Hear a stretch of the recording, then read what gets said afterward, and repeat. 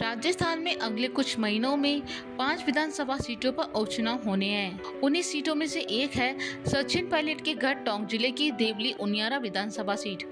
ये सीट यहां के विधायक रहे हरीश मीणा के सांसद बन जाने के बाद खाली हो गई।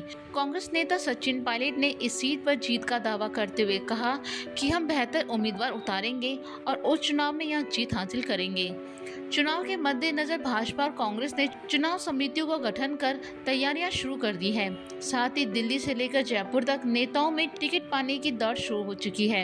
इन संभावित उम्मीदवारों में दोनों ही दल के कई बड़े नाम शामिल हैं। 2023 में हुए विधानसभा चुनाव में इस सीट पर कांग्रेस के हरीश मीणा ने भाजपा के विजय फैसला को मात देकर लगातार दूसरा चुनाव जीता था।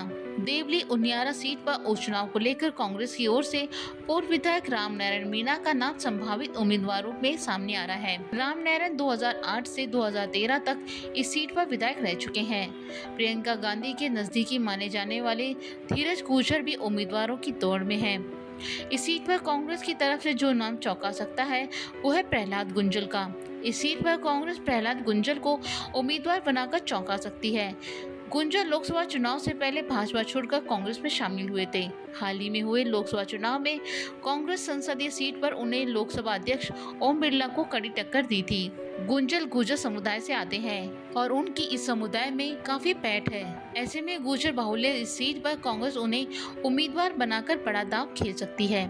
भाजपा की ओर से 2013 से 2018 तक इस सीट से विधायक रहे राजेंद्र गुर्जर और 2023 के विधानसभा चुनाव में भाजपा के प्रत्याशी रहे विजय फैसला के नामों की प्रमुखता से चर्चा हो रही है। इसके अलावा अलका गुर्जर, विक्रम सिंह गुर्जर, सीताराम पोसवाल और मंत्री प्रभुलाल सैनी भी टिकट की दौड़ में शामिल है।